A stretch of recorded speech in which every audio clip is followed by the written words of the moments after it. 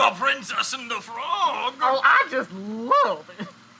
I just got both of you because we started recording. Anyway, y'all, welcome back to the Journey to Imagineering podcast. We are joined today by the owner of Fake Disney Facts, Madame Bouffray! Indeed. Sorry, I just had to do a character there. Can you introduce yourself? Hello, my name is Bennett. I run the Fake Disney Facts Instagram, TikTok, and YouTube. Check it out. It's ridiculously stupid, but it is a good old fun time. It is indeed a good old fun time. I'm also, as always, joined with Jacob. Howdy, howdy. And today we have, so before this podcast we were deciding what we're going to talk about, and we've talked about, we like Disney because of the stories it tells, and we want to be Imagineers to tell those stories, and then we talked about what stories we actually want to tell. And now we're going to talk about what our dream stories would be to tell, in the sense that what we would do with the parks. And this is stemmed from the news that Splash Mountain is officially being rethemed for Disney's Princess and the Frog. And we've talked about together before this podcast what our hot takes were, but if we could just go around and around, Bennett, how do you feel about this change? I'm absolutely okay with it. I feel like it was always the plan, if Princess the Frog did financially better than it did, to retheme the ride into Princess and the Frog. And I think there's not much that even has to change besides animatronics and music.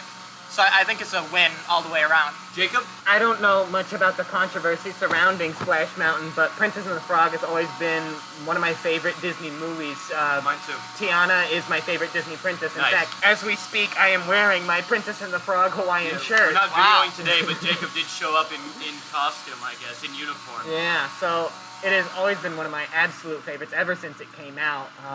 And I think, frankly, it's about time it got, some recognition within Where the is park. Tiana in the park currently? She was in the Parade float. Festival of Fantasy, Yeah. or That's the Friendship Fantasy, Yeah. Friendship Fair. Whatever that stage show is called, they have a Princess and the Frog section, but that's about it. And I feel like Where is Tiana's palace in New Exactly. Orleans at Yes. Disneyland? Yes. I feel like now that they're retheming, they can retheme the Briar Patch gift shop into Tiana's place, Yeah. or at least something resembling it. Yeah. I feel like that's a huge missed I feel opportunity. like Tiana's place is going to show up in that last scene where we're going to get the skyline of New Orleans and everybody's on the riverboat, and Tiana's palace is like the main set piece. I think the Briar, it's really hard because that place is so frontiery out west that I don't think they're going to do New Orleans. It definitely fits because that bayou fits that rickety theme. I mean, the Port Orleans Riverside Resort looks like Splash Mountain Frontierland, but I don't think they're going to do New Orleans Square architecture. No.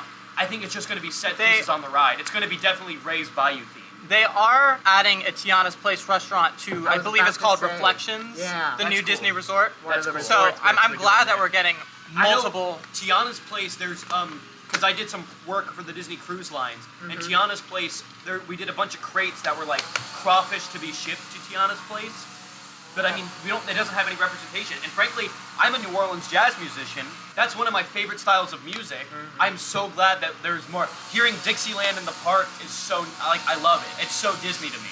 Yeah. And I feel like I mean, it's it's one of the perfect. first types of music you hear when you enter Yeah, Main Street. Main Street, Exactly. yeah. Yeah. And I remember hearing the Tiana part of the show and hearing that like jaunty, like almost there, bump, bump, bump. It's perfect for the park. And the music is so good, and I'm so excited. It is a great. Because Splash Mountain, what do you have?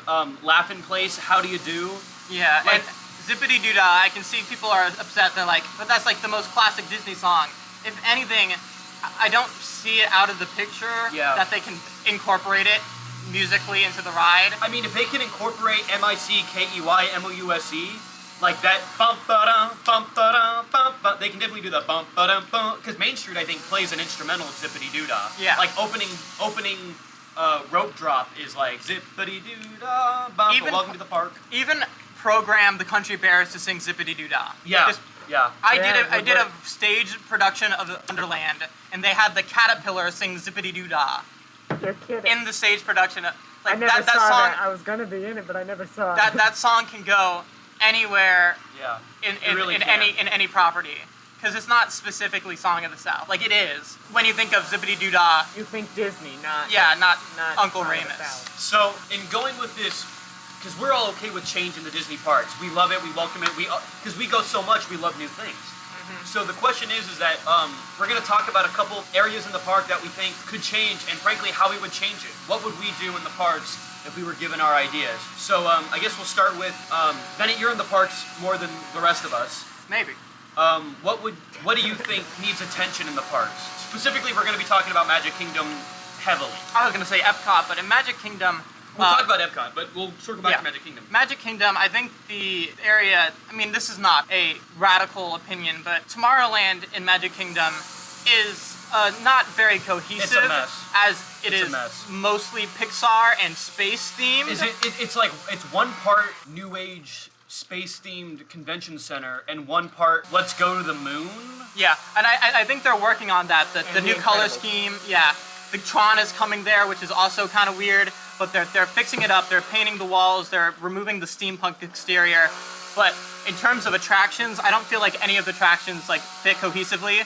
Like Monsters Inc. Laugh Floor, as much as I love the attraction, shouldn't be in Tomorrowland. It should be in Hollywood Studios somewhere. And I feel like even Buzz Lightyear is stretching it to say that's a futuristic ride because it's just a sci-fi ride. And I'm okay with Tomorrowland being sci-fi, but when you go into the futurism of Walt Disney, Tomorrowland was originally like a World's Fair that was always changing, which I guess we have Epcot for that now, but not really now that Future World's changing. And like Magic Kingdom, I don't think should be a, hey, come and see Monsanto's stupid science thing. Yeah. I think Tomorrowland should be the futuristic area, because there's a lot of futuristic Disney stuff. That's what I was going to say. I have a couple ideas that we might talk about later of intellectual properties that would fit better into Tomorrowland than most of what is currently at Tomorrowland. Yeah, well, because Tomorrowland isn't for Star Wars, I don't think. Star Wars should be its own stuff. So Tomorrowland is definitely for Disney IPs. And that's much more of a Disneyland problem than a Disney World problem. Disney World doesn't have a lot of Star Wars in their parks besides Hollywood Studios, which is that's almost exclusively Star Wars, which I'm okay with. That's the perfect place for Star Wars. Jacob, how do you feel about Tomorrowland? I know that's not. I've never actually heard your opinions on Tomorrowland. Yeah. I love Tomorrowland. I actually really love the original Tomorrowland. Because I mean, that's one of my favorite aesthetics is 1950. What people in 1950 thought the future would be like Nuclear the Jetsons. Yeah, the atomic type stuff. Like I love that. That is my favorite thing. Plastic. Yes. Aluminum foil. Wow. Yeah. So I absolutely love that that side of it. And sorry to cut you off, but no problem.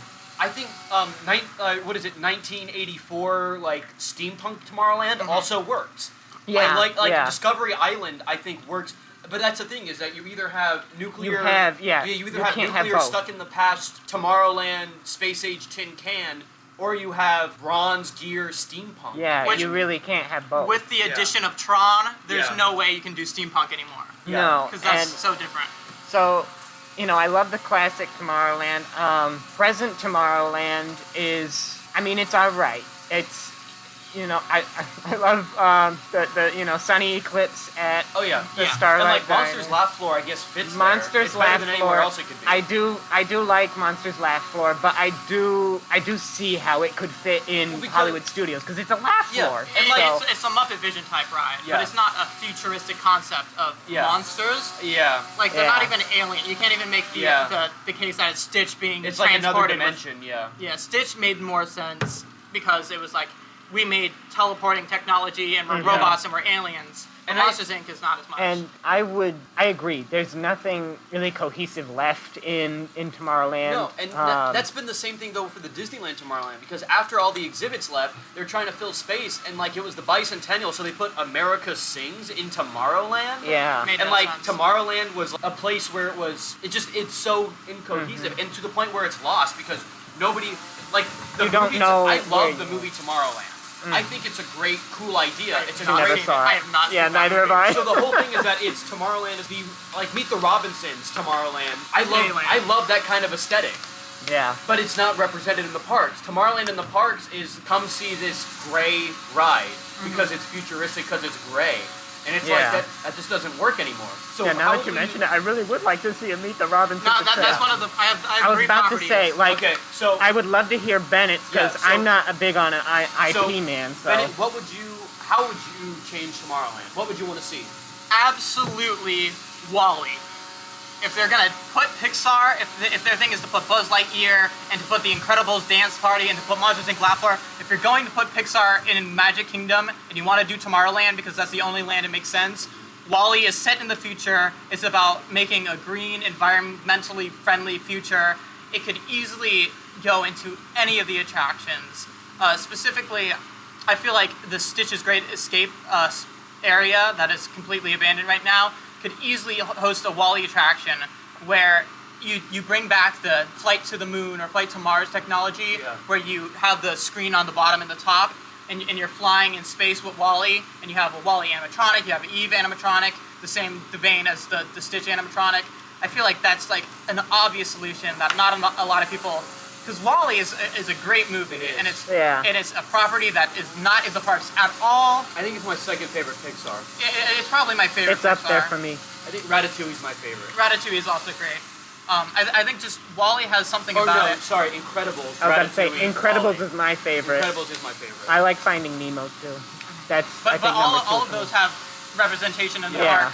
And Wall-E, just for some reason they've never done anything with it. They had a Other than- playground. well, And they have by and large batteries. I was about to say that is by and large might be one of the reasons they avoid putting Wall-E in there, because they probably are avoiding associating with this big major corporation that But took over the world until they get more of their green stuff I going. understand, but I wouldn't set it in bad future. I would set it in here's the new environmental future. And Wall-E has already come back to Earth with the humans. Yeah, And they've exactly. got pizza trees. Yeah. like Frozen Ever After is set after Frozen. This would be Princess- Wall-E Ever After. And Princess and the Frog is apparently going to be set after the final kiss of Princess and the Frog. So we're going to be seeing... But see, that's the thing, is wouldn't you put Wall-E in Future World if it's a conservation thing? If anything, it can go into living with the land, but I also think that Wall-E, if you need to fill a space, if you want to do space and you want to do Pixar, there's a Pixar space movie. Yeah. And it's And- about the future. And that's about the future. And it has no representation in the park. And it would also, it's like a recognizable character for anyone. It's a beloved Well, character see, too. But you bring up an issue that I have with Tomorrowland, which is it's a bunch of rooms where you watch something happen. There's not a lot of rides. In Tomorrowland, you have Astro Blasters, Space Mountain, and now Tron. And like, yeah, those are good rides. People Mover. Oh, well, yeah, but Um, space, I feel like a lot of Tomorrowland's empty space is rooms where people watch stuff, because that's not thrilling to audiences anymore. I feel like that's because of how it was initially built. If they can modify the building enough to do a Soarin' type attraction or a Flight of Passage type attraction with Wall-E, that would be amazing. That's ideal.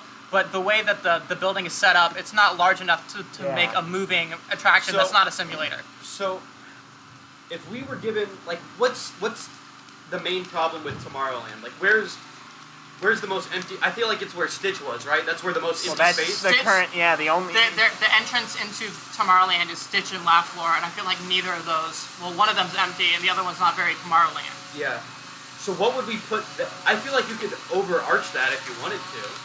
Bring back the idea of, I forget what years it was, but Timekeeper and Extraterrestrial, they were all like connected with a beam of, this was like the exposition. It was like Yeah. it was a World's Fair in the future. Yeah. And that's what I think Tomorrowland is missing most of all. I mean, excuse me, as you futurism. mentioned, I'm a story guy. Yeah. If it doesn't have story, I'm walking out.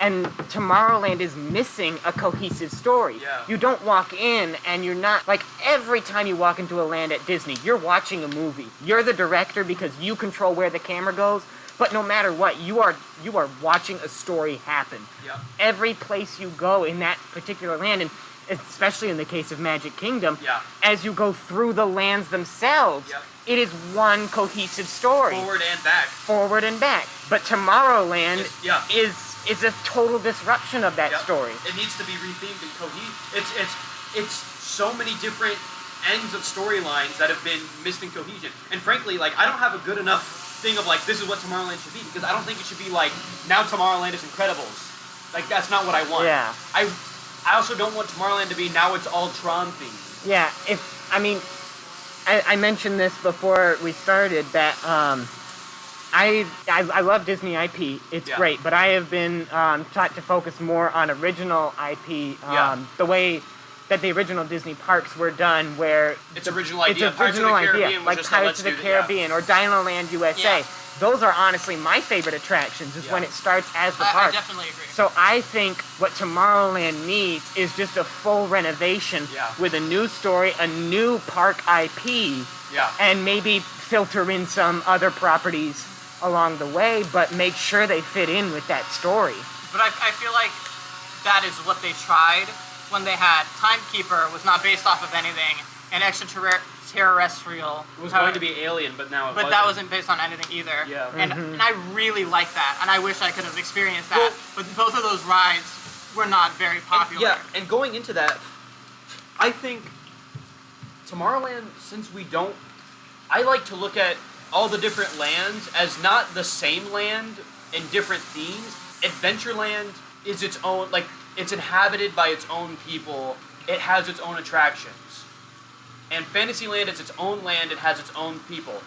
It's the Magic Kingdom, and these are all the different realms. I like the idea that the people in Fantasyland live in Fantasyland because that's where, like, that's their town. So it makes sense for you to have all these different attractions there in the sense that the miners have their hill, and that's where they live. Gaston has his tavern, and the Beast has his castle, and the other castle is where the Little Mermaid happens to live. I like that idea of this is Disneyland where all the Disney characters live.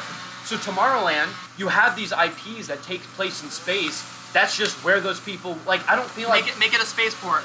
Yeah, it just so happens to be where the Axiom is docked right now. Yeah. It just so happens to be where the Space Mountain people live. And, like, you can have the Disney IPs, but tie it in with, like, Fantasyland doesn't take place in Cinderella's village. It's a village where all the Disney IPs live, and they all are gathered around this, like, centralized thing. Adventureland is the perfect example of that. Adventureland is where the pirates take place. Adventureland is where the Jungle Cruise is. It's not, this is the main, it's, what's a Disney adventure movie? I know that's hard. It's not Indiana Jones Land. You know what I mean? Adventureland is not, this is Indiana Jones Land. Adventureland is, this is where Indiana Jones happens to live because that's where he fits in the Disney parks. Yeah. And so, like, Tomorrowland just needs that cohesion of, why are all the IPs here? Why is Monsters here? Because they're showing their technology. Yeah, and like, that makes sense. That's the issue is, it's not, they're focusing too much on these individual stories, and it's more about the, I don't want to say like the people, but it's like, they're not focusing on the land itself. Yeah. Exactly what you said. Why are you here? It's because they want to have attractions based off of Monsters Inc., and they don't know where else to put it. Yeah. And they're like, well, Tomorrowland is like the one that's not as It's very loose. ambiguous I mean, now. it's more loose more loose than Fantasyland. You can't put monsters in there. You can't put certain stuff in Adventureland. And with that, I feel like you have the Carousel of Progress, which I don't think should be removed. I think it should be updated, and the year should be changed. Yeah. Regardless, though, I feel like the best thing you can do for Tomorrowland, and what I would do if I was in charge of fixing Tomorrowland, is bring back the idea of World's Fair, only in methods to pay tribute to Walt Disney and his futurism. Because Main Street is Walt's connection to the past, and what he likes and where he came from. Tomorrowland, if that's Walt's connection to the future, I say Tomorrowland can be this nuclear age, and it can fit everything. You can have Tron, you can have this, but the idea is that it's not like Epcot, we're showing you new technology, it's... We're showing you the We're technology. showcasing this futuristic world of... This just so happens to be the World's Fair of the future, where everybody's showing off their... Ooh, monsters are showing off their laugh technology. Yeah, Or Tron showing off their virtual reality. The Incredibles are showing off the fact that there are superheroes. Wally's showing off their conservation effects. Like, you can do all of that. Buzz Lightyear is... I don't know how... Guns! Yeah, like, I actually don't know what I would do with Buzz Lightyear. Yeah, I feel like Buzz Lightyear could also be something that changed. But make it not toys. Make it actually the Space Rangers. Oh my god. Yeah. Yeah, go ahead. I'm sorry. I keep thinking, ever since he brought up Stitch, I've been thinking about that, because I always thought Stitch, the Lilo and Stitch series, is a great IP that should be exploited. Stitch is a great fit for Tomorrowland. But like that kind of thing, like the Lilo and Stitch series with all the experiments, I just thought that would be a great And that's For what Buzz Lightyear, yeah. that's what it thing. was. And so you just brought up the Buzz Lightyear ride. Yeah. I think that would be a cool ride that if you did it like as this World's Fair in the future, that Jumbo was showing off his experience. And they escape, experiments, they escape, and you have to catch them. That's an amazing concept for a ride. Yes, see, that would be perfect to change up Tomorrowland because Toy Story has a land. Mm-hmm. And Pixar doesn't. It already has a Toy Story shooter ride. Yes. Yeah. I feel like that'd be perfect if we're gonna represent because Stitch makes sense. Wally, Stitch, Treasure Planet, Meet the Robinsons. Oh, Treasure Planet would be perfect because you have that dimension technology, and that'd be a great. Once they stoop What a to great making movie. a live action Treasure Planet, which would be one of the best films to make in live action. And the animation still holds up. Yeah. And Atlantis. Once it does really well. Atlantis too. Once these never seen movies Atlantis. that are like You just broke something criminally inside. underrated, they need to be made into remakes, sequels, live action, whatever it needs to like reinvigorate the property, and then they would all be perfect fits because you can do like here's the Atlantean technology, Yeah. or you can do like a 20,000 Leagues Under the Sea kind of thing, And that's the Atlantis thing, and Tomorrowland. because- That would be awesome. And that's the perfect thing that Tomorrowland needs for a reboot is because Tomorrowland is the perfect place to put your newer IPs. Everybody loves the Disney princesses. Cinderella's from the 50s. Snow White's from the 30s. And so, like, the space, and those aren't outdated because they take place in the past, but, like, the future stuff that was outdated in the 2000s, Yeah. like, that doesn't belong in Tomorrowland anymore. And that's why I just absolutely love the idea of having it be like a future World's Fair Yeah. because you can take attractions away and replace Yep. them, and it still makes sense because, that like- this is what was here Yeah. and this is what's coming Because- because it's an And you an can keep exposition. the Easter eggs. Like Yeah, Flight of you the can always keep Navigator and the remnants. Black Hole are outdated. But that's the thing is that you don't have to put these nuclear. I love the nuclear age aesthetic, and I feel like this great big beautiful Tomorrow aesthetic works. But that's the framing. It's not. It shouldn't be. I love Meet the Robinsons. I love that idea. In fact, you could have it's in the world of Meet the Robinsons. This Tomorrowland area of come on and see our new stuff. It's a great big Robinson's beautiful Industries tomorrow. presents. Yeah. Yeah, like it's a great big beautiful tomorrow. That's the idea. And so you can keep your like this is what was here, but this is now what has replaced and you can keep these ideas. Yeah. It's the perfect place to put new futuristic stuff in the park because where else are you going to put Splash Mountain? Changing that is a great idea because it's an outdated attraction, but like no one's going to change the Disney Princess stuff because it's the Disney Princess stuff. The best place to put new dynamic IP in the park or the newer stuff in the park is Tomorrowland. I think a super easy way to do it is that Space Mountain is labeled Starport 75. Yes. Just name the rest of the buildings Starport 10, Starport 20, and Star then Exhibit Hall, yeah. they're places for the different worlds to meet together, to show off their stuff. Or even if you don't want to do World's Fair because you think that's too Epcot, make it just, this is like a special place where all the different areas, like they land to This is converse a- with each other. yeah, this is a it's like a spaceport meeting of place. commerce. Not the Like- World's Fair, the Universe Fair. Yeah, Yes, it's like yes. they all The come galactic together. Galactic Fair, yeah. Like the Stitch characters and the Wally characters and even the Incredibles. This is the They're all place- here to eat yeah. at Sunny Eclipse. This is like their Yep. meeting spot. It's the And it perfect is always place. my strong recommendation, always put some more original IP in there. Yes, it's the perfect place to put original stuff. All the walk-around characters are perfect to have like your walk-around robots. Yeah, add some Citizens of Hollywood style characters of the future. Oh my god. That's that the would only be place in Magic great. Kingdom besides Main Street where they could go. But they could be based off of stuff, or they could just be completely new characters. You could take your characters from Main Street, like the And Barbershop each other Quartet. Great And Make it a robot quartet. Yeah, make or like Oh, man, Bennett said, they're generational Yeah, successors. a robot quartet of Great Big Beautiful Tomorrow. Like the Meet the Robinsons score is And beautiful. the Carousel of Progress family should be walk-arounds. I'm Yes. just saying. That'd be funny. Yes. Like That'd be they're awesome. tourists at this World's Fair, Yes. and they're like, "Oh my goodness, look at that!" That'd be perfect. I think And it that's would a great idea. it would keep the same vein of why these things are here because of 1964, because of Walt's idea of what can the future be, and it's not Epcot's of let's see what technology we have available to us. It's what's beyond our greatest imagination. Yeah.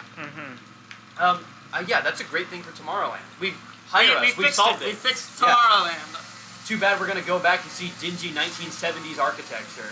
but only halfway. Yeah. Annoying. I guess going through Magic Kingdom, unless you have something else. No, I have something else. I was just thinking, add even if you have a property that makes sense to put in Tomorrowland and it's not lucrative enough, just give it a vignette in the People Mover. Yep. Take away like the hairstyle lady, put a Treasure Planet thing in there. Yeah.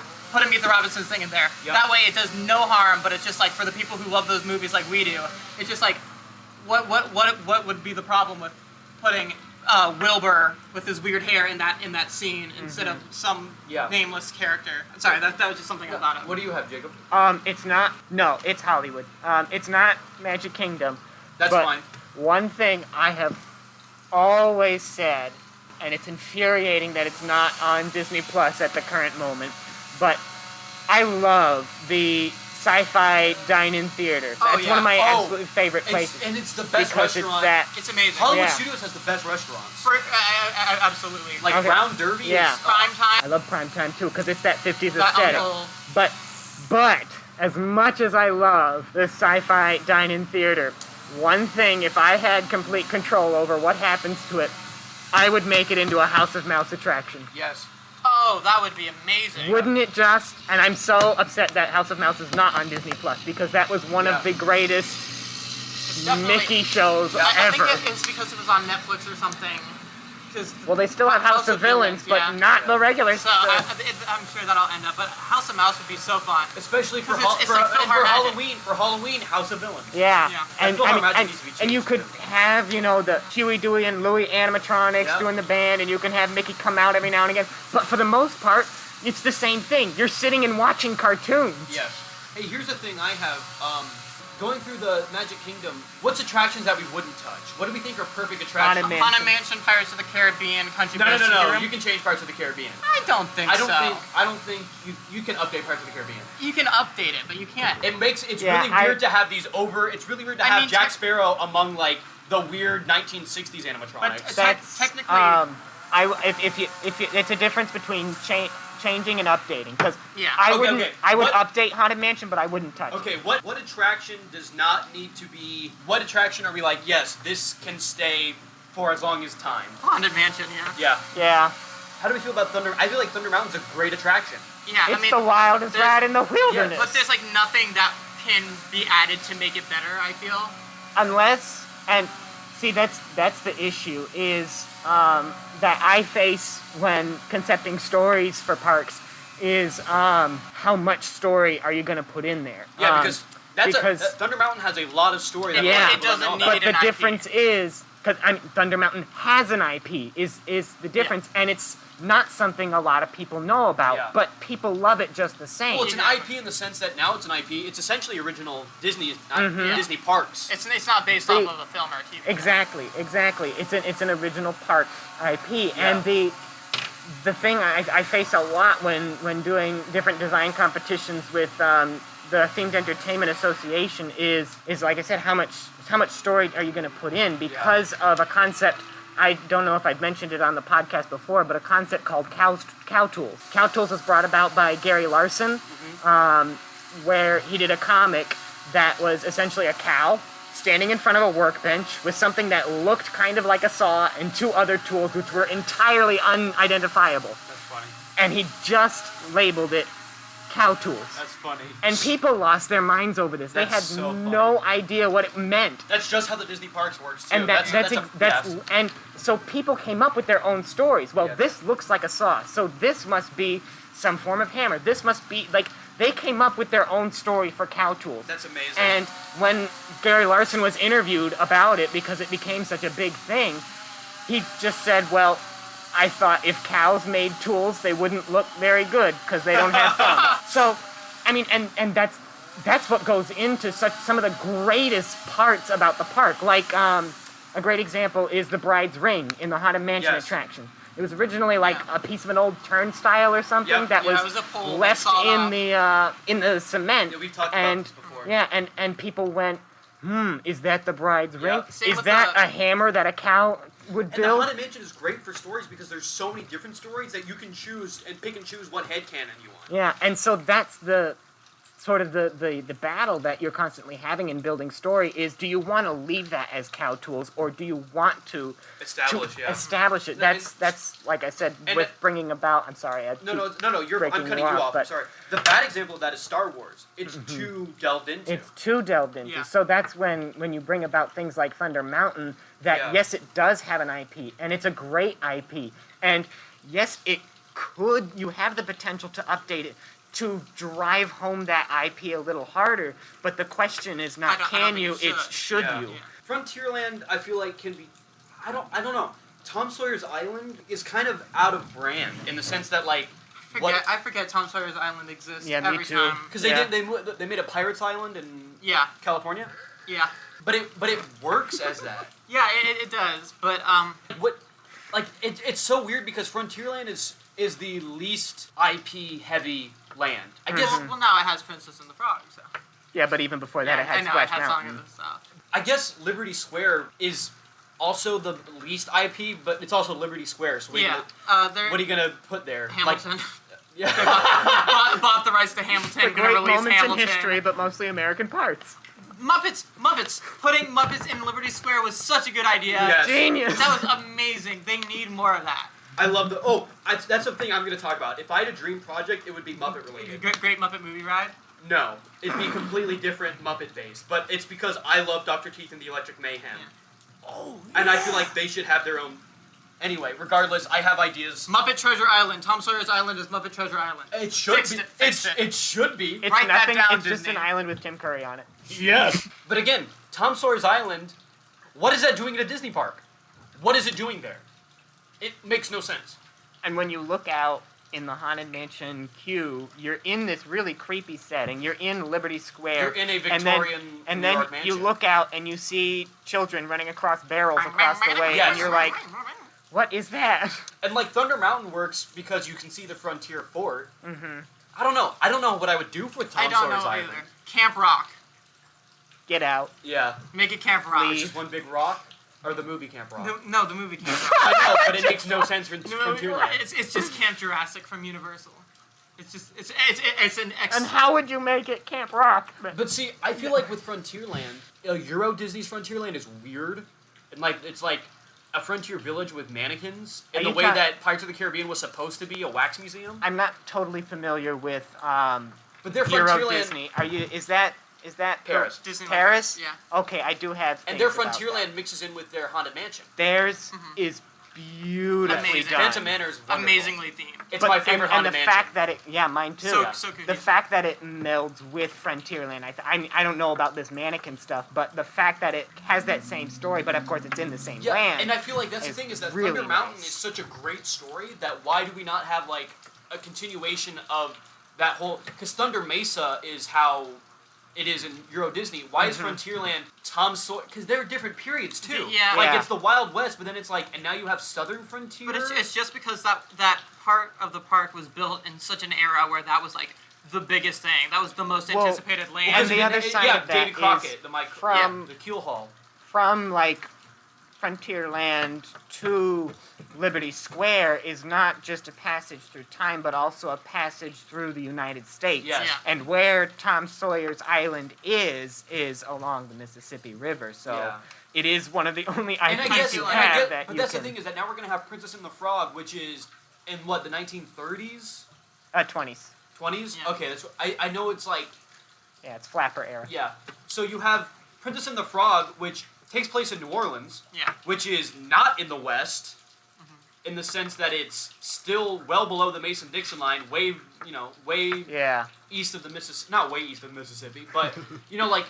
So, and it makes sense for it to be like the bayou because that fits in that rickety old. I was talking about like the Port Orleans looks like the frontier land. The Port Orleans Riverside looks like frontier land.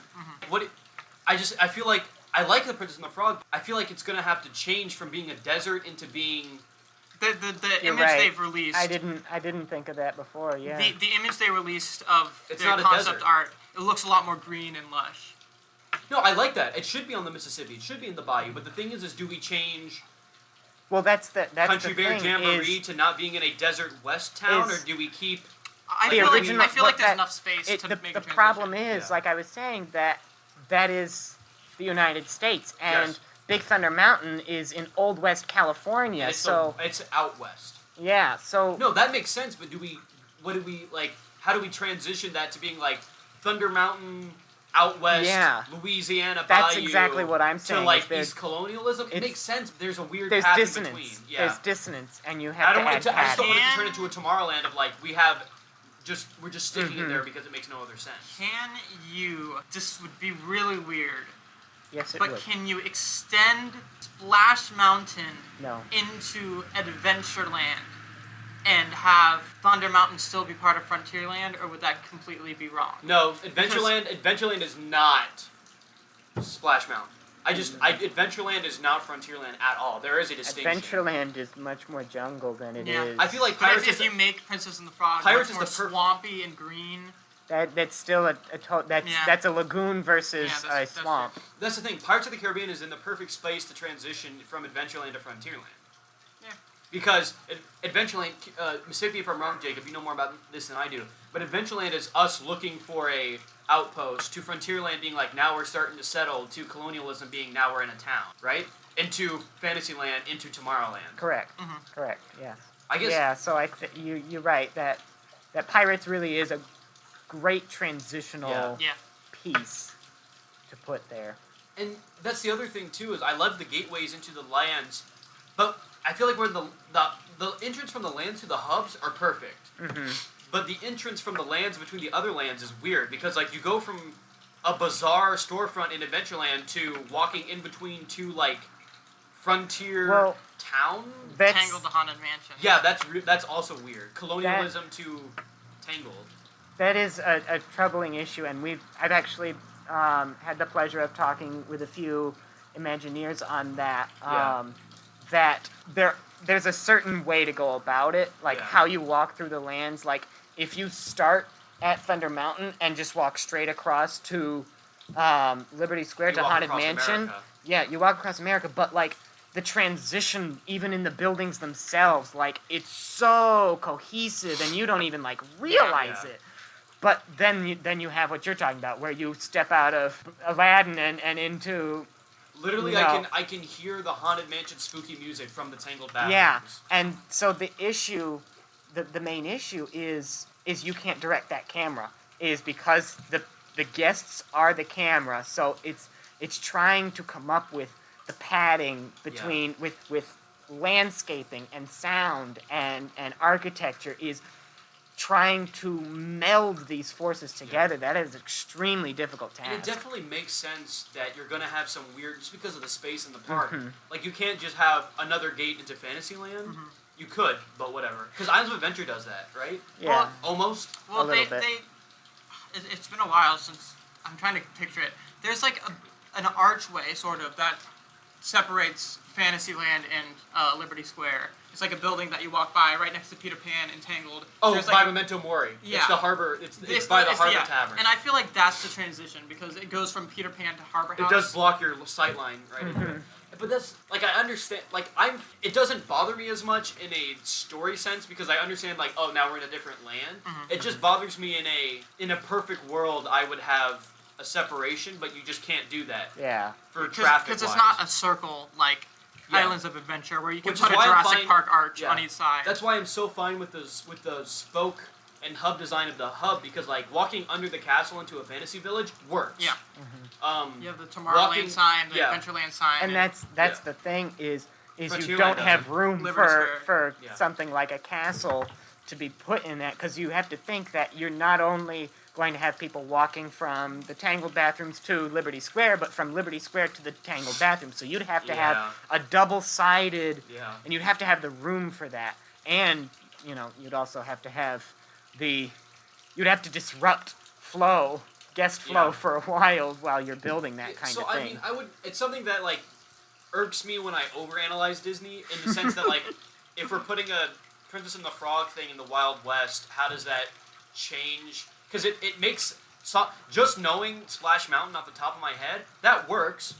If it worked with the South Splash Mountain, it'll work with the Princess and the Frog. I'm excited for it, and I Yeah. can't wait to see it. I'm just worried that we come into this incohesion of like Frontierland used to be a cohesive story, and now we're breaking it up, and it's going to turn into Tomorrowland. And again, that only bugs me when you get into a nitty-gritty of storytelling, but storytelling is that's the reason just I as like the important. parks. Yeah. But I feel like it's not. That's the difference between a theme park and an amusement park. Yeah, is the Six story. Flags, it doesn't matter. Yeah. But Disney World, it does. Yeah. But that's the thing, is that like it doesn't bother me transitioning. It bothers me of how are we going to tell this story of boom, now you're in a different story. Yeah. Why are you here? Yeah. And that's what I don't want Frontierland to turn into. But again, I welcome Princess and the Frog. Mm-hmm. I don't think there's anything in Adventureland I would want to change either. Adventureland could. Meet the Robinsons family treehouse. Oh my god. That's Yeah, Swiss Family can be something. it's good. Yeah, else. again, I would update it, but I wouldn't like get rid of it for a new attraction. I like the idea of a walk. would. Well, yeah. I would actually. I would clear that space out, put something better there. Indiana Jones. Indiana Jones, That's what I would put Moana. No, Indiana Jones. Something substantial for Aladdin that's not a Dumbo clone. Yeah, there's a lot of An Aladdin-style simulator, Magic Carpet, Soarin'. like Didn't what they Disney used to Quest have had? that at Yeah. Disney Quest? Yeah, exactly. Just bring that. That works. Yeah, We all love Disney Quest. yeah. That's the thing. I like the Pirates of the Caribbean Disney Quest too. Yeah, that was great. That's the thing about Frontierland is like there's nothing I would change in the sense, but there's definitely stuff I would update. I would update Tom Sawyer. I would update a couple stuff. In Adventureland, I get what you're saying. I wouldn't, but I don't know. But the problem with Frontierland updating it is there's not enough properties or Home on the Range. Home on the Range. I can see Ugh. the only property I can see going into Frontierland. Make it Nature's Wonderland. That'd be great. Yeah. But the only actual Disney property I could see going into Frontierland it would be Woody's Roundup. If they wanted to do Okay. like Woody Stupid. Roundup's shooting arcade. But there's my problem with a lot of the things that are being done these days is, and I don't mean to No, hark no, on you no, at no. all, but is part of what made Disney so great was, Dino Land USA didn't come from any story. Yes, they always had Yeah. plans that Dinosaur was going to be Dinosaur, based off of Dinosaur, but it didn't start out based off It's of not Dinosaur. Dinosaur Yeah. Land. I And- completely agree. And I think the problem that a lot of, and that's one of the things that I feel separates Universal from Disney is it's not so much of what IP can we fit in here, it should be what IP can we create here. Yeah. And in that vein, again, that's why I like Fantasyland of this isn't Cinderella's village. Mm-hmm. This is where all the people. This is a home for IPs. IP is fine as long as it's not dominating. That's why like Frontierland, all the lands work because it's not welcome. Like Star Wars Land works because it's Star Wars Land. It's not welcome to our Star Wars. But the other side of that you know is what I mean? it's still I don't it's think I still new. use that. Yeah. It's because you're at this new planet that's never been Tomorrowland shouldn't be Tron World. It shouldn't be Incredibles Land. No, I agree. Tomorrowland should be where all IPs can come together, and frankly, where original Disney content should also be. That's the thing that like I said, like beyond just putting IP in a new world, as it were. I don't feel like Jungle Cruise should be Indiana Jones' Jungle Cruise. No. But yeah, just like that, where create some new content and maybe sprinkle some IP, because that's the one but thing. don't do Tiki Room under new management. Yes. Oh, God, no. Like Yeah. that's the bad example of what you're talking about. Yeah. I'm sorry.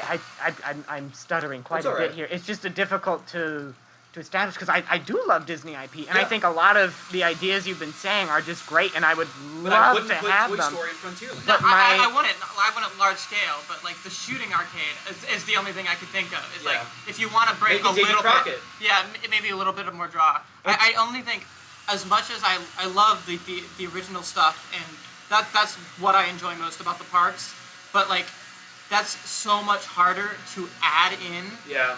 because Dinoland was there from the start. Yeah. And Yolandapur and on these amazing lands in Animal Kingdom, but they're not gonna like attract new guests. It's harder to create a new story from the ground up and an already like you.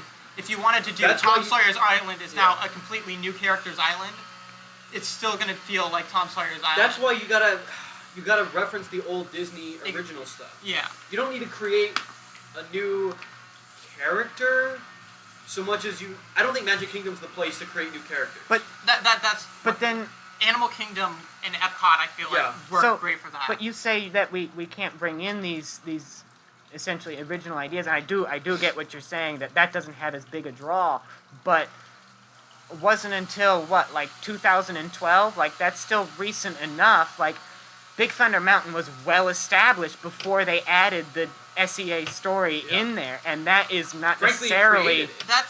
That's something, is that if you have an exciting enough attraction, that if you put a roller coaster, a thrill attraction, you can make even like a simulator kind of ride an intellectual property. But thinking strictly into Frontierland, like besides another roller coaster, I don't see like something coming to Tom Sawyer's Island that's a new property that's not already a draw for what kind of attraction it is. Like a walk around land based off of something completely new would be great for people like us. Exactly. I would love that. Yeah. But for the everyday guests, they're gonna be like, what is my this? perfect examples of what I think we're talking about in my mind is like the walkthrough stuff at Euro Disney, because like the underground dragon stuff is just a place to fill up that's space, cool. but it's original and it's just a cool idea. So like a walk around Frontierland would be cool, If if you wanted to do something, if you created an original story that had something like spectacular to put in like a big animatronic or a big fountain show or like a stage show or something on Tom Sawyer's Island, something like that, it just, when you're creating a new story, it has to be engaging enough right away that then- people who don't know the lore. but the other Yeah. side of that is really how engaging is Tom Sawyer's Island? it's literally just a place to. How much Engaging is the Swiss revenue Family does it Robinson generate? House. I agree. Exactly. I- So for you if to you see put stuff. I don't literally like anything else Yeah. in there, it's Yeah. going to be just the draw of something different is going to that's- draw guests in. that's- But again, and my Euro Disney has good walkthroughs that aren't really. I guess they're based on stuff, but my perfect amalgamation of Disney original property that doesn't need anything is the water parks. Yeah. I don't know any of the story behind Blizzard Beach and Typhoon Lagoon. I do. Typhoon They're great. Lagoon's got a great story. They're- Tell me both about it, great. because I literally don't know. I don't even know the full thing because it's mostly cow tools. But it's essentially this island that I've never even been, but I know I did my research on the I've been. story. It's cool. I love the look That of it. It's but this place, I think it's called like Blustery Bay or something. Yeah. That it's in this sort of corner of the world where it's almost like the Bermuda Triangle type Yeah. thing, where all these ships and planes, they come and they crash land here and they get stuck here, and they've decided to make this whole water park on it. And the Miss Tilly, the flagship ship, the icon of the park. is something that was like blown in on a hurricane, and like that. It's been years since I've read the story, but Again, like we can that's get into that another significant. time of like But our deep. to the We can get into, story. I think another episode that we can Yeah, do is it's like lore. our lore that we really appreciate But- that nobody really does.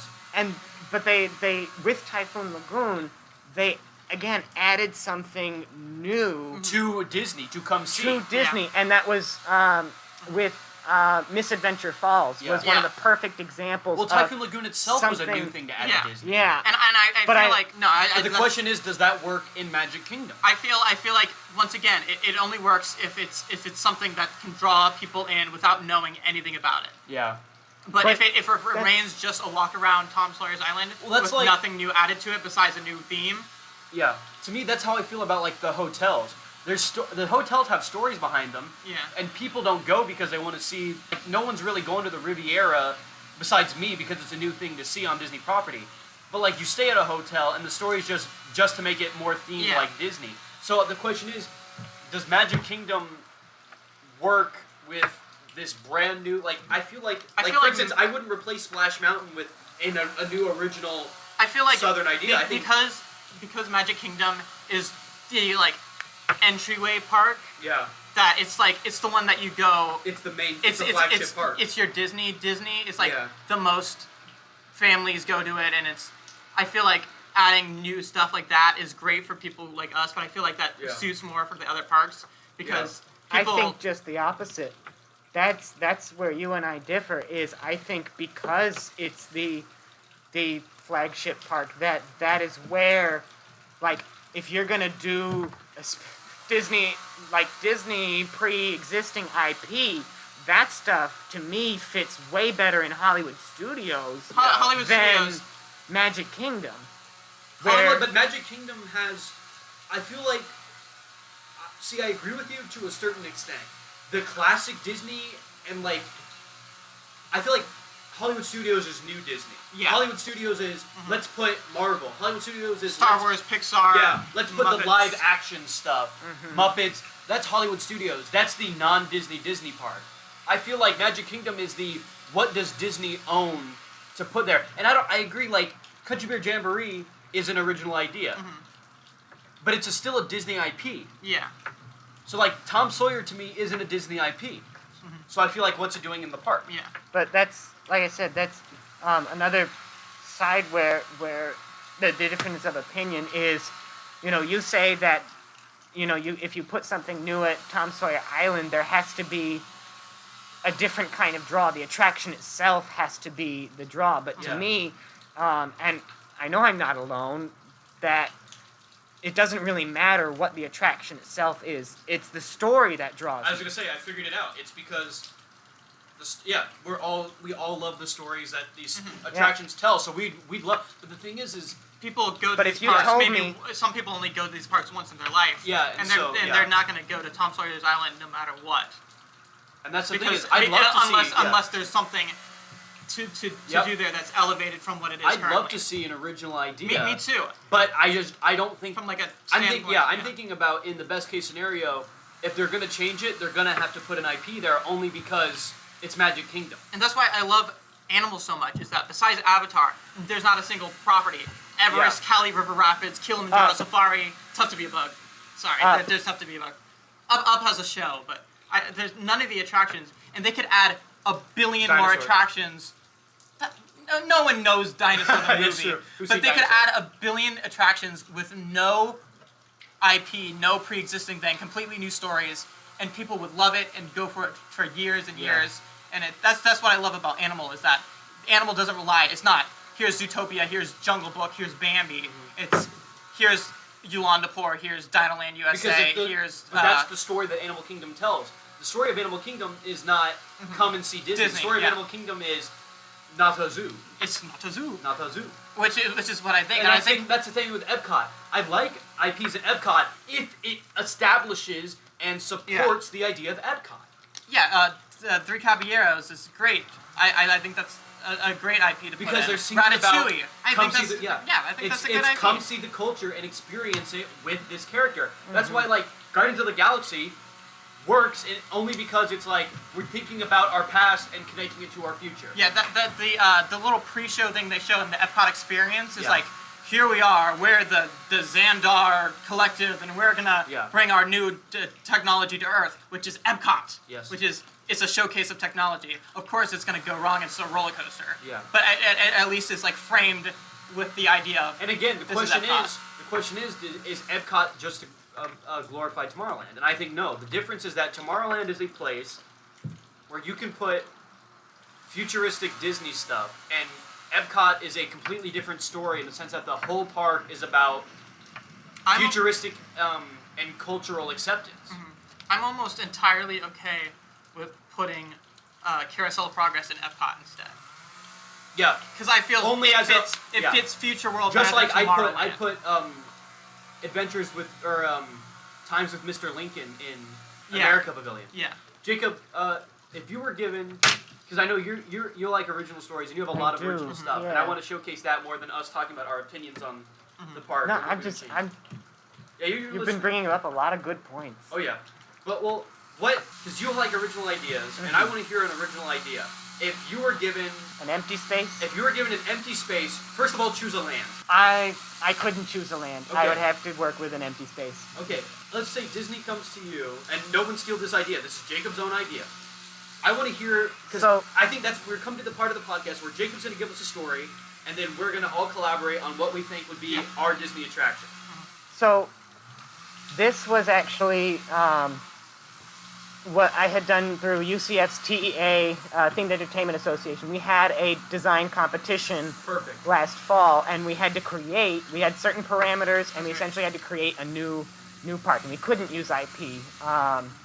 or a new land. Yeah. And it was with a group, one of the best groups I could ever hope for. I learned a funny enough, lot about. I've had the same assignment when I was in the 4th grade. We had Imagineers. I don't know if we're talking about You this. did talk We had to us. Imagineers come in and talk Yeah. to us about Disney stuff. So I'm interested to see how this is a grown-up setting of This it. group work really helped me to understand like just how much goes into it. Yeah. Like there's story and art, but there's also a lot of engineering, and you always have to think of operations. Where's the backstage areas, and you have to think of Yep. food and all that. But unfortunately, we were gonna win. Just saying, but the competition got canceled. We had a really, really great IP, or not IP, the idea. So the theme we had to go with was dark fantasy. Ooh. And okay. that I did a lot of research into what that means, and it essentially means fantasy. So something that doesn't quite exist in this world, but not scary, spooky. There's a big difference. There's a big line between us the scary and difference between spooky. The absolute best way to describe the difference between scary and spooky is scary is Halloween Horror Nights. Spooky is Mickey's Not So Scary Halloween Party. Nice. Scary is spooky is ooh. Yeah, exactly. So Spooky is Haunted atmosphere Mansion. versus an experience. Yeah. It's something It's a theme, not to it's not horror, it's not gore, it's not bloody or jarring. It's off-putting. Atmospheric. It's tense. It's a little it's spooky, you know. Yeah. It's more But it's fun lighthearted. for all ages. Yeah, it's lighthearted. All right, so tell us about this. I'm interested. So we came up with Bermuda Bay. Ooh. So that sounds it was an island in the middle of the Bermuda Triangle, and this went through so many rewrites of the story. But essentially, this island was inhabited by the Fantezi people. We did a lot of research into the differences between voodoo and vodou practiced in Haiti and Louisiana, and we created our own religion, the Fantezi religion, based on the misconceptions of voodoo, and how it was, this dark and mysterious people, until it was just down to a woman named Madame Louveau, and she was like the keeper of the island. And this rich billionaire man, Reginald T. Leisure, he lands on this island, crash lands one day, and wants to build this vacation resort. And Madame Louveau's not happy about that because that's the land of her people. There's all these warnings, and he's like crossing his fingers behind his back, making deals and everything. So sounds like the Hightower character. yeah, a little bit. And so the opening day, it's 1963. So we have this set day and time, opening day, that we can essentially freeze and capture. That it's fully booked. There's staff and employees all over the place. It's this beautiful island. There's this huge hotel that you can use as a landmark for the land. And as soon as that ceremonial ribbon gets cut, that's when disaster strikes. There's this huge cataclysm that occurs, and everyone disappears, and no one knows what happens to them. Mr. Leisure's wife missed her plane, so she was not there for opening ceremony, so she spent the rest of her life sending people out to go find her husband. And there's all these adventurers and explorers that have crash landed to this island as well.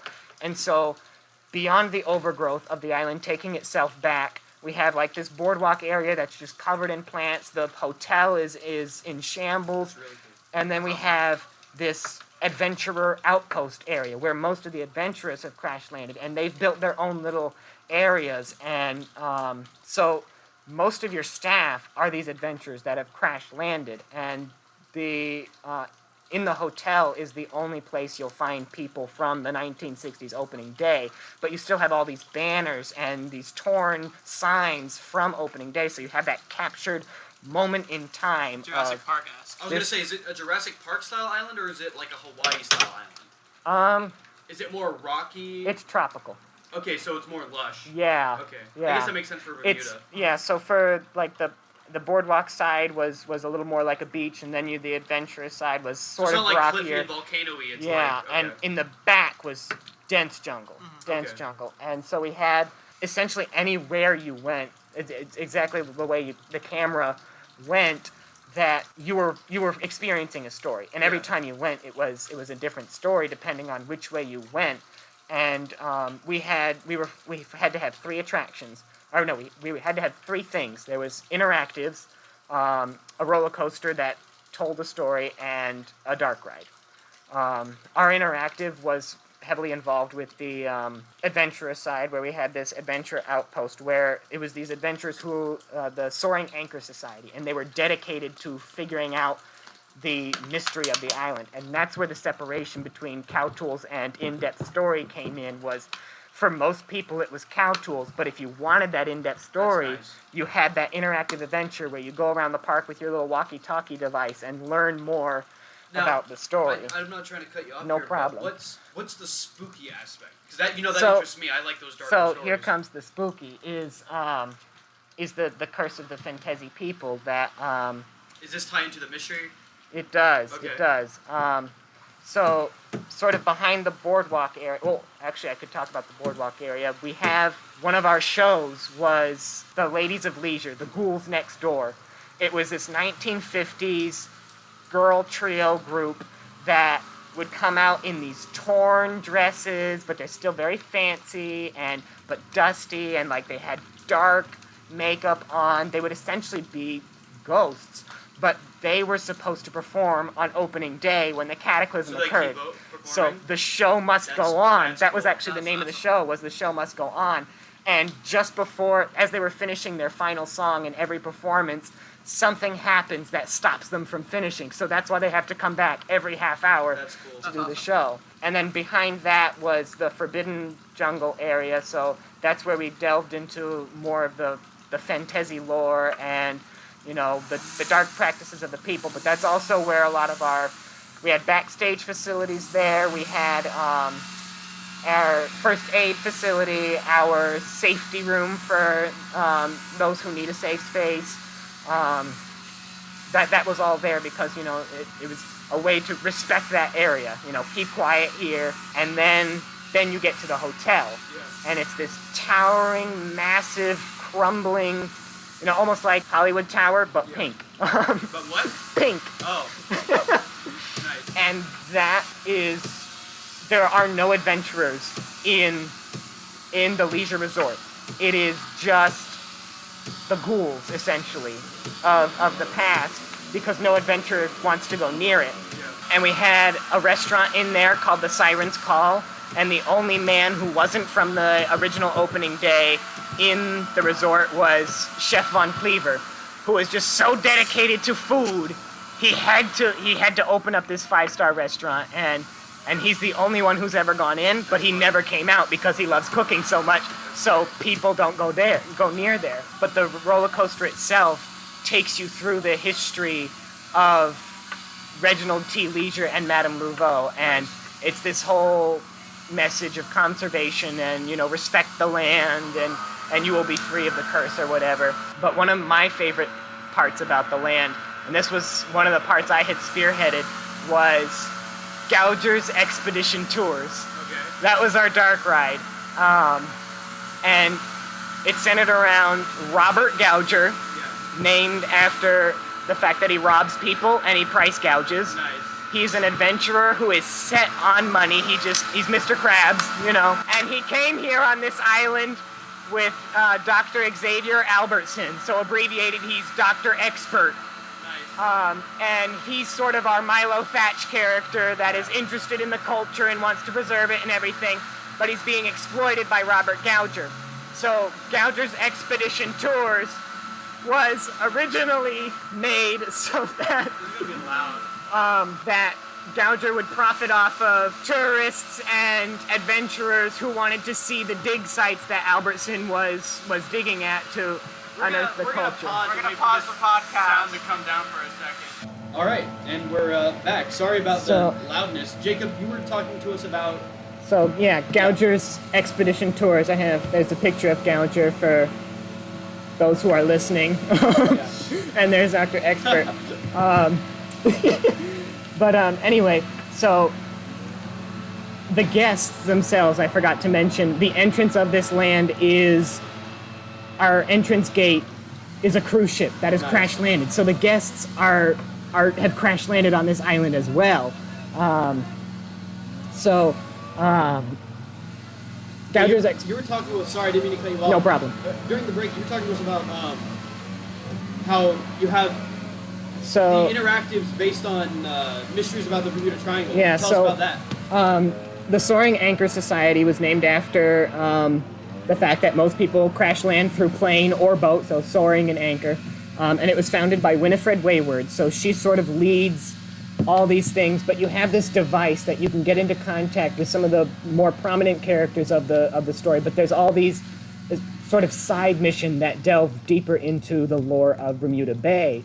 And all of these characters, I think there's like 13 of them, are based off of actual disasters and mysteries of Bermuda Triangle. Like we have Doug DC something, that was based off of the Douglas DC planes. It was a passenger plane. It was famous for being one of the first commercially profitable passenger airplanes that went down. So through the interactive there, your whole thing is you're helping him find all the passengers he left, or he lost.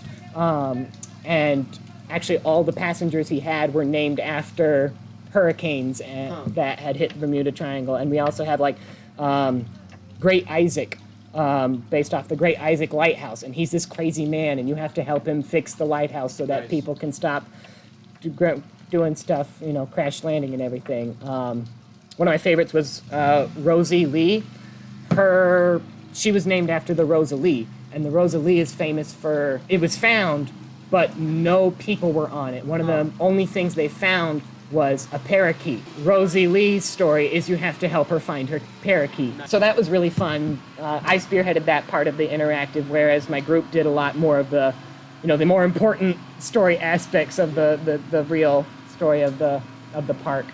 But going back to Gouger's Expedition Tours, the front facade of Gouger's Expedition Tours was vandalized, and someone has painted over it Gouger's Expedition Terrors. Nice. So Here's where the spooky goes. it's spooky, yeah. You board, the ride vehicle is a lot like Dinosaur, where it's this open safari vehicle on a track in a dark ride, but you board and you are greeted by a live actor or actress. And it's kind of like Jungle Cruise, where it's going to be a cast member, but it's also a little bit like Great Movie Ride, where they're playing a character. Yeah. And it's Dawn, either D-A-W-N Dawn or D-O-N Dawn, depending on the gender. And depending on the gender also changes the story.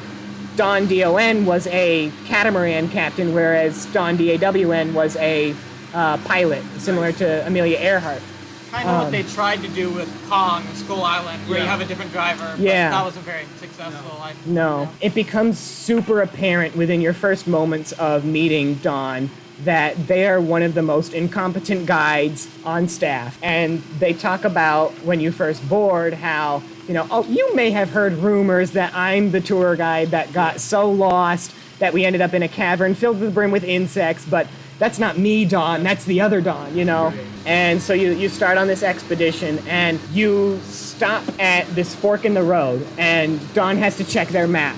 And on one side is creepy dark forest, bunch of signs, do not enter, forbidden area, don't go, gnarly monster ahead. And the other side is Albertson Dig Site 104, that way. Nice. So Dawn's got to check their map, and all of a sudden it's evening, and the headlights click out.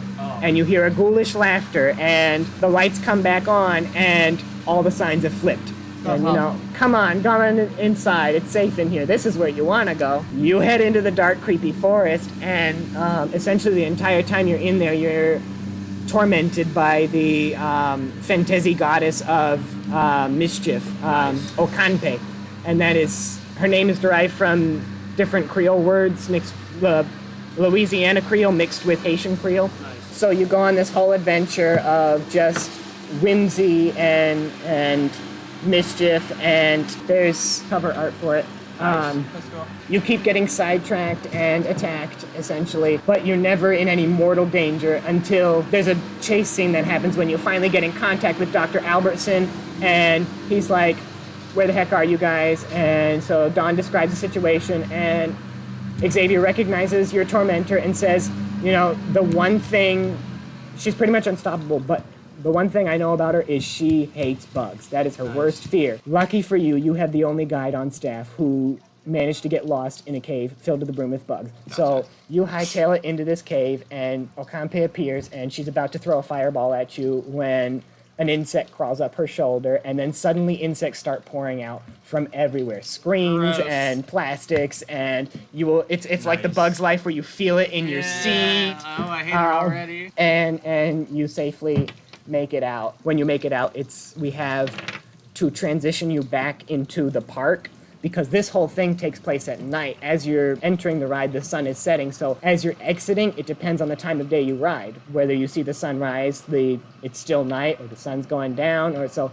that determines how, quote unquote, long you were on this adventure, but it still envelops you back into the ride. That's awesome. Man, this park sounds great. I'm upset that it's not real. Yeah, I know, and that was so much fun to work on, because there was all this research you had to do about the different cultures, and I was telling them we created this whole religion based around the skeleton, and that each god was represented by a different part of the skeleton. You had fertility would be the pelvis. You had, naturally. Community is the rib cage, and family is so we had all these different things. That's and Okanpe, you can see all these images on my Instagram at Here Lies Jacob. Plug it. A little plug there. Okanpe has the face paint of a skull. Madame Louveau has painting all over her body of the entire skeleton, because she's honoring all the gods, but Okampe is just the skull, because that's the goddess she is.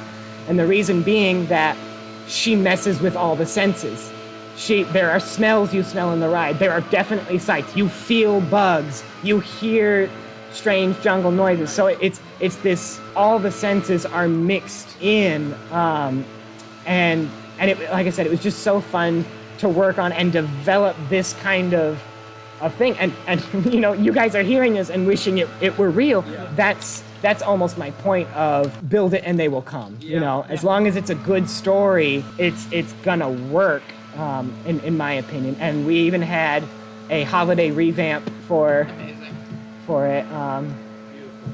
So yeah, it was a lot of fun to work on, and it's such a shame that the competition got canceled, because we definitely would have won. I don't know what anyone else had, but We are doing another competition for the summer based on Disney's Imagineering in a Box, so it's much smaller. It's not group. It's not quite as much fun, but it is what it is. That definitely sounds awesome. We're gonna wrap this up here in about... Sorry, I took so much time with that. I specifically wanted you to have time to talk about your thing. That sounds great, but we got like 15 more minutes, so I'm just gonna round it down, that we don't start on another tangent and go on for another 30 minutes. Nothing against you, Jacob. That's the kind of stuff we want to hear on this, is why we want to be in this industry. I guess the other thing that I want to touch base on is, because we talked about,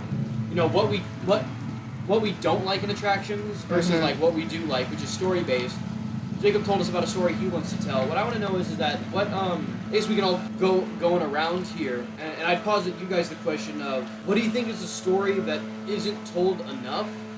And not like your favorite story, but like what do you think is missing story-wise from a lot of these theme park attractions? And like when it happens, that's the thing that makes an attraction go from good to great to classic. I guess for me is I love to see when rides have variety, when it's not just like rewritability, where it's not you are on a tour and something goes wrong like every Universal ride, where it's, even if it starts that way, that there's different outcomes, like how they I don't think they do it anymore, but how Star Tours used to be, you could do different every time you ride it, it's different. What Kong tried to do is there's a different person touring your group every time you ride it. For me, anytime there's rewritability, especially as someone who goes to the park so often and who did 6 years of Universal passes and now is tired of every single one of those attractions, something that elevates it for me would be, even if it's like a live performer who has different lines every time, like Jungle Cruise, or I don't know, just something that's not the exact same each time you go on it, to the point where you can quote it exactly, you know exactly what you're in for. I like being surprised. I like being like taken by shock. So that's what makes a good attraction. Yeah, I'll agree to that to an extent, because I do see what you're saying, and I love those kinds of attributes of rides, but I can quote the entirety of the Simpsons ride, but given the opportunity, I would ride that all day if I could. no, I mean that is true. Well, you like what you like. Yeah, that's just Yeah, it. going I into love it, yeah, corny what do you jokes, and like? I love the Jungle Cruise. I can quote every one of those jokes, Yeah. but I love corny jokes, so I'm going to ride it. But I definitely see what you're Would you saying, say how you can tie that's it like your out. favorite aspect of a ride? No, Like you don't just ride it no, because there's corny jokes. no. It's one of the big reasons Yeah. I ride it, but it's 'Cause not you're- my favorite. What I was gonna say, what makes an attraction special for you? Because we've talked about what attractions we like and what stories we like, but like what specifically would you add to an attraction in order to make it a great ride? That's a difficult question, because there's such a difference in the attractions I like. It's something I might even have to come back next podcast to develop on. But I mean, I love story. I absolutely love characters, character development. To me, the more the merrier. I love character design, and I like it when it means something. When there's a reason that character is there. When it's a character you can fall in love with. It's a character you like. It's not just some animatronic they put in. I don't care about any of the people up on the tree with the rhino in the Jungle Cruise, but I care about Dr. Albert Falls because that's a developed character. And not just characters, people, but giving a ride character itself. To me, Kong doesn't have a lot of character. To me, Fast and Furious doesn't have a lot of character. When you're just putting us in this almost unrepeatable event that, if you ride this twice, you're like, this happened last week, why is it happening again? Whereas, if you're with an incompetent tour guide, you're going to be taken through this nonsense again and again because they're just not going to learn, so... Haunted Mansion, Pirates of the Caribbean, these things. Yeah, these things that have, like you said, repeatability,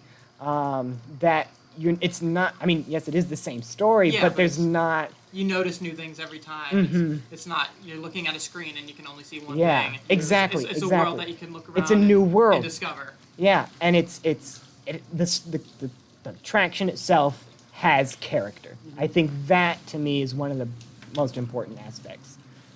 And when it's dry of character, you know it. You notice it. That's the thing, is like every time I ride the Haunted Mansion, I notice another ghost in the graveyard scene. Like there's people playing chess and there's a mummy digging his own grave and the opera ghost. But every time I look in the background, I see like there's a ghost dog or something in the background that I've never seen before. Yeah, and every one of those, that's going back to that separation of too much story versus no story, is there's no actual canonical story for any of those ghosts. However, Disney employees have come up with what is known as the Ghost Gallery that gives a story to all those ghosts. So for those interested, you have that, but for the most part, you're presented with cow tools. But even so, because there's story behind those ghosts and stories even prior to the Ghost Gallery, during their creation, each one of those ghosts by Claude Coates and E.L. Gracie and Mark Davis were created for a reason, that they have a backstory, they have a history, they have character. They're not just thrown in to be there. I was just looking up cow tools. Oh. So I can see what I was talking about this whole time. And it's cow tools. It's cow tools. That's very funny, yeah. Gary Larson is so funny with the things he's created, because he's created cow tools and Thagomizer. There was never a word for that spiked tail end of the Stegosaurus before Gary Larson made a comic of cavemen at a museum exhibit and saying, this is the Thagomizer, named after the late Thag Simmons. And the scientific community said, yeah, whatever. That's great. That's like when NASA was going to launch the space shuttle. All Star Trek fans are like, it's the Enterprise. You have to name it the Enterprise. Great. So what about you? What do you... Yeah. What That was makes way an beyond. attraction? I know. We So, what I like in attractions is I also like story and repeatability, and this is not only just attractions, but anything that I'm interested in, and you guys know what I'm interested in. It's stuff that I can sink my teeth into. steak. Yes. If the ride's got steak. Human flesh. Yes. No, it's when a ride has a world that I can delve into that's more than just skin deep. I'm a big Lord of the Rings fan, and it's not like I've seen the movies. It's I can tell you about the family history of Legolas past Thranduil and how the Maiar go to Bennett's really bored about that. But like even Fast and Furious, like I can tell you whose cars is whose. I can tell you we're part of a family. Yeah, but like All Star the Wars, I family. can tell you whose lightsaber is whose. I can tell you how they got the lightsaber. I can tell you about the cars in Fast and Furious. I can tell you about whose wand is whose in Harry Potter's. I like that's why I like the original Disneyland, because like New Orleans Square is one of my favorite places, not because I just love New Orleans as a town because I like Dixieland jazz and all that, but because like it's a time that I haven't been able to experience, and I can experience it not because I'm there, but because I can walk to a store and like be greeted by a seedy salesman, and I can experience that. And you know, like that's why I'm gonna love the Classic Monsters area in Epic Universe, because not just because I love classic monsters and that, oh, I love to sit in a gimmicky restaurant and be surrounded by iconography, but because I'm going to be in a town that is loomed over by a medieval castle, and then I get to go into that castle and be a part of that experience. That's why I love Horror Nights so much, because I love these movies, and it's not just I get to watch Michael Myers on the screen, it's I get to be attacked by Michael Myers. Like, that's such an immersion for me. I love Star Wars Galaxy's Edge. And I feel like that's what makes an attraction great for me is a mixture of repeatability in the sense that I can come back to it and not be bored, and a mixture of story in the sense that it's not that I'm just seeing these events happen. I am a part of them. It's the And I immersion Ride the factor. movie. Yes, and I feel like that's to me what sets apart a great The attraction from a thrilling grand journey attraction. into the movies. A thrilling journey into the movies. That's why if I could have a Muppet attraction, it'd be great, because Muppets to me would be like there's other attraction I think would be better than Muppets, but like if I No. could have anything, like I would love to be at a Dr. Teeth concert, not watching puppets play instruments, but listening and being a part of that. You know, like not going into Dr. Honeydew's lab and not just seeing him create stuff, but like Muppets Dark Ride. Muppets yes, Dark you know, Ride.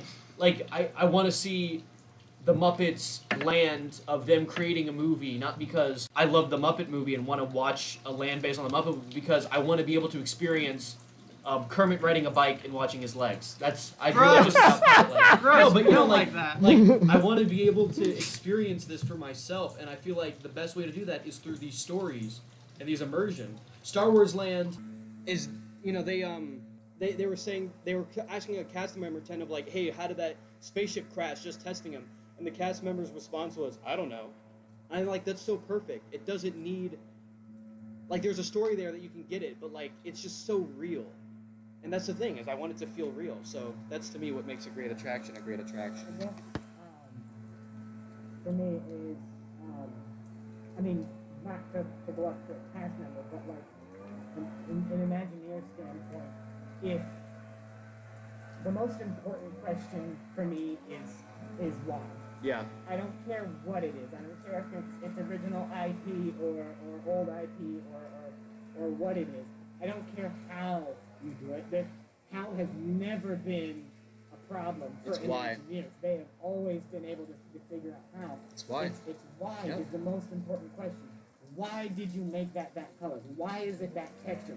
Why is that there? And that's why we want to get into What this is that industry. to That's the story? we want to be a part of that, and we want to be able to make those decisions because we have so strong feelings about it. And then that's bring up what good points. makes so themed lands like the lands in Animal Kingdom and Galaxy's Edge so special, is that everything has a reason. Yep. It's that there's not just a pod racer engine because that's from the movie. It's Yeah. to heat up the food. Yep. And in Animal Kingdom, it's not a hidden Mickey Fitchwafellow there just to be a hidden Mickey. It's because Fitchwafellow means hidden person or hidden fellow, and it's part of the story. And that the Festival of the Lion King has posters because it's not a theme park attraction. It's a stage show in the land that's being performed by the people. we have to understand that there's so many different parts of the buffalo, and every part of the buffalo needs to be used. And that's why we love the attractions that use every part of the buffalo. Well, I guess that ends it for this one. We've all said our points and talked about it. This was a good episode, guys. Can't wait for the next one where we talk about... What did we say we were going to talk about? Grass, the different kinds of grass used at theme parks. What is your favorite theme park? All grass? right, fake My Disney favorite theme facts. park- my favorite theme park grass is the grass in the E.T. attraction. Yeah, all right. That was Okay, that was a little bit of that's- Bennett's fake Disney facts And for then you. I'm gonna. What did we said we were gonna talk about something. I gotta go back and listen to it. But yeah, we'll talk about that next time we get together. Anyway, guys, this is us signing out. This has been Journey into Imagineering, episode 3. See ya. Catch you on the flip flop. Peace out. Have a great, big, beautiful tomorrow.